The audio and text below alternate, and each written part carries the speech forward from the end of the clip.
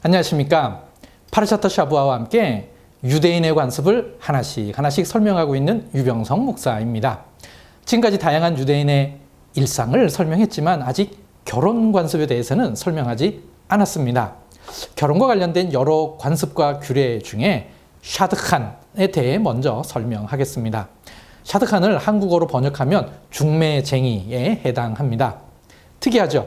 유대인의 결혼 관습에 대한 첫 영상으로 중매쟁이에 관한 설명이라니 좀 의아해 하셨을 것입니다. 제 개인적으로는 유대인 결혼 관습의 제일 큰 특징이 무엇이냐고 한다면 저는 중매라고 대답합니다. 중매에 대해 이해하려면 유대인이 결혼에 대해 어떻게 생각하는지를 먼저 알아야 합니다. 창세기 1장 28절을 읽겠습니다. 하나님께서 그들에게 복을 주시며 하나님이 그들에게 이르시되 생육하고 번성하여 땅에 충만하라. 땅을 정복하라. 바다의 물고기와 하늘의 새와 땅에 움직이는 모든 생물을 다스리라 하시니라. 이 구절을 신학적으로 문화명령 혹은 창조명령이라고 합니다. 이 명령을 이루기 위해서는 제일 먼저 생육하고 번성하여를 이루어야 합니다. 이 명령을 준행하기 위해서는 결혼이 반드시 필요합니다. 유대인에게 결혼은 곧 하나님의 문화명령을 준행하는 가장 기본적인 첫 걸음이라고 생각합니다. 신명기 24장 5절에는 새로의 아내를 맞이한 자는 1년 동안 군대에 내보내지 말라고 했습니다.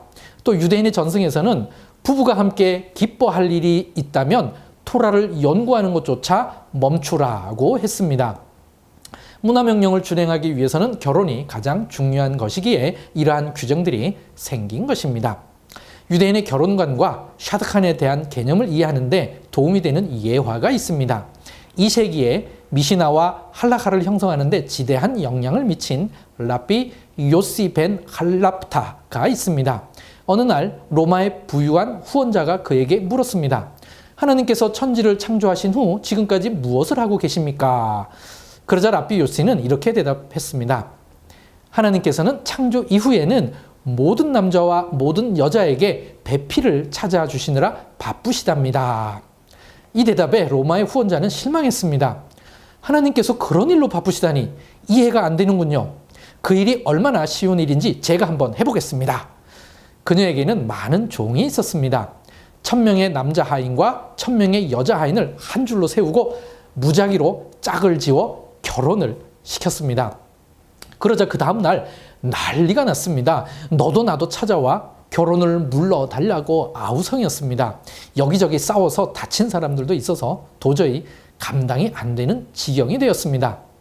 그러자 그 로마 후원자는 이제야 알겠구나. 짝을 찾아주는 일은 정말 힘든 일이구나 라고 했습니다. 그러자 랍비 요시는 딱 맞는 짝을 찾아주는 일은 홍해를 가르는 일만큼 어려운 일이죠 라고 대답했다고 합니다. 브리시드 라바에 나오는 한 예화이지만 유대인의 결혼관을 알 수 있습니다. 배필은 하나님께서 예비해 주신다는 것입니다. 결국 하나님이 하시는 중요한 일 중 하나가 샤드칸이라는 것입니다.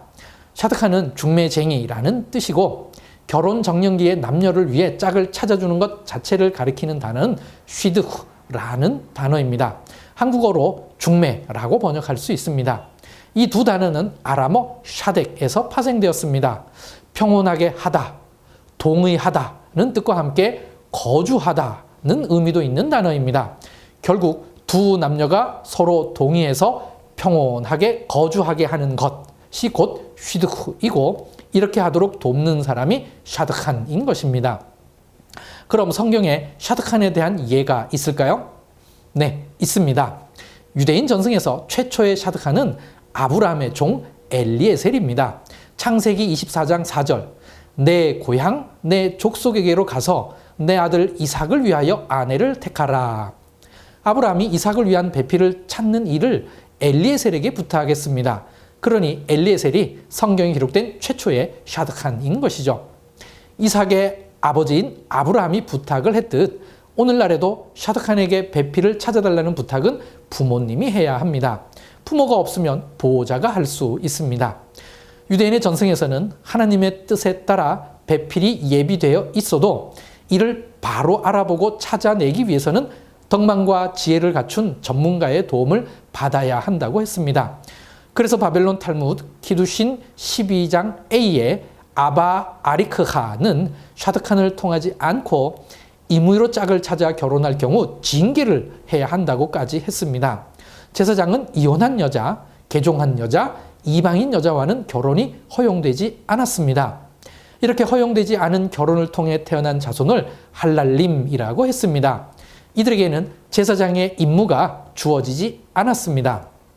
샤드칸을 통하게 되면 이런 결혼이 처음부터 있을 수가 없는 것이었습니다. 교통과 통신이 발달하지 못했던 중세시대에는 샤드칸의 역할이 절대적이었습니다. 그래서 샤드칸이 되기 위한 조건이 까다로웠습니다. 자유로운 여행이 가능한 사람이어야 했고 율법에 대해 잘 알아야 했고 학식과 사교성도 좋아야 했습니다. 그러니 샤드칸의 도움을 받아서 결혼하게 되면 감사의 뜻으로 샤드칸에게 일정한 사례를 했습니다. 이를 가리켜 샤드칸누스라고 했습니다. 주로 부모가 하는데 양쪽 부모가 같은 금액을 부담합니다. 지붕 위의 바이올린이라는 영화에서는 샤드칸을 옌테라고 불렀습니다. 이는 지역적 특색을 드러내기 위해 사용한 용어입니다. 옌테 혹은 옌타는 유대인 사회에서 일반적으로 사용하는 용어는 아닙니다. 현대에는 정통 유대인의 삶에도 많은 변화가 생겼습니다. 그래서 슈드쿠를 인터넷을 통해서 하는 경우가 많아졌습니다. 마치 우리나라의 결혼정보회사와 같은 것이죠. 그렇게 되면 샤드칸은 인터넷 사이트가 되는 것입니다. 지금까지 샤드칸에 대해 알아보았습니다. 유대인이 하는 모든 것을 따라할 필요는 없습니다. 하지만 그들이 왜 그렇게 하는지는 그 원리와 이유는 알아야 합니다. 유대인에게는 결혼이란 하나님의 문화 명령을 수행하기 위한 가장 중요한 첫 출발입니다.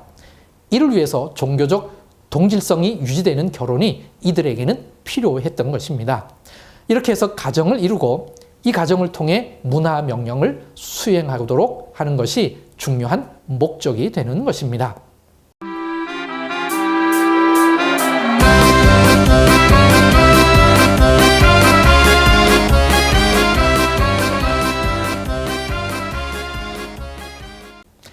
이번 주는 42번째와 43번째 파르샤타 샤부아를 읽는 주간입니다. 42번째 파르샤타 샤부아의 제목은 마토트입니다. 본문은 민수기 30장 1절에서 민수기 32장 42절까지입니다. 제목 마토트는 지파의라고 번역되었습니다. 주요 내용은 여호와께 서원한 것은 지킨다.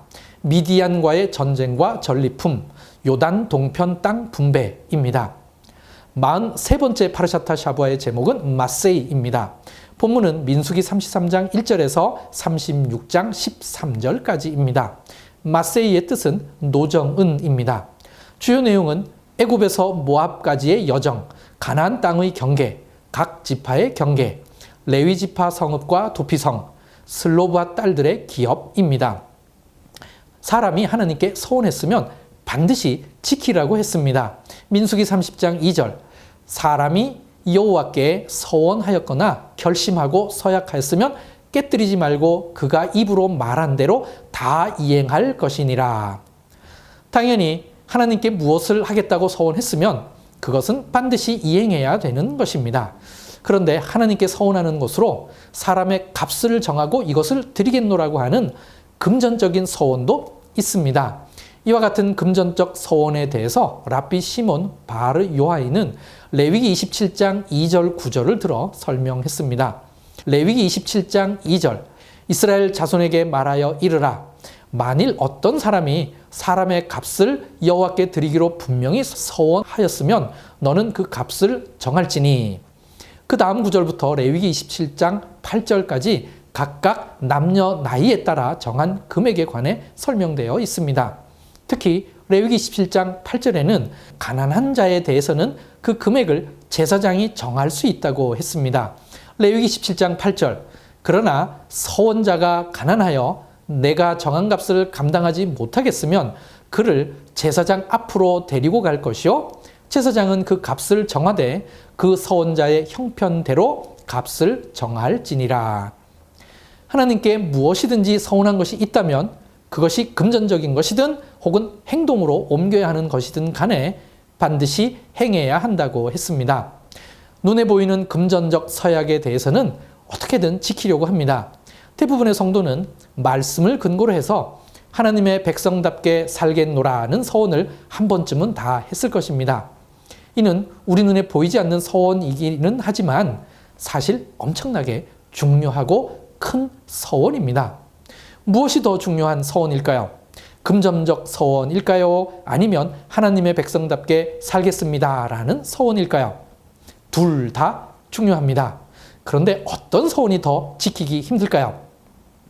금전적 서원보다는 삶과 행동으로 평생을 통해 이루어야 하는 서원이 더 지키기 힘듭니다. 하나님께 한 어떠한 서원이 있다면 그것이 지키기 힘든 것일지라도 반드시 지켜야 한다는 것은 분명합니다. 함께 읽을 신약 말씀은 히브리서 6장 13절에서 20절까지입니다. 이 말씀에는 하나님께서도 스스로 자기를 가리켜 맹세하시고 이를 지키신다고 했습니다. 아브라함에게 축복을 약속해 주셨기에 이 약속을 지키실 것입니다. 히브리서 6장 17절을 읽겠습니다. 하나님은 이 약속을 기업으로 받는 자들에게 그 뜻이 변하지 아니함을 충분히 나타내시려고 그 일을 맹세로 보증하셨나니. 하나님의 약속이 우리에게는 기업입니다. 그리고 하나님께서도 이를 이루시겠노라고 맹세해 주셨습니다. 그러니 우리도 하나님의 이름으로 맹세했다면 반드시 지켜야 할 것입니다. 하나님의 백성답게 살겠노라고 맹세 혹은 서원한 게 있으신가요? 이번 한 주간 각자 자기 자신을 솔직하게 돌아보시기 바랍니다. 혹시 하나님께 맹세 혹은 서원하고 지키지 않는 게 있는지 찾아보시기 바랍니다. 하나님과의 약속을 꼭 지키는 저와 여러분 되시기 바랍니다. 감사합니다.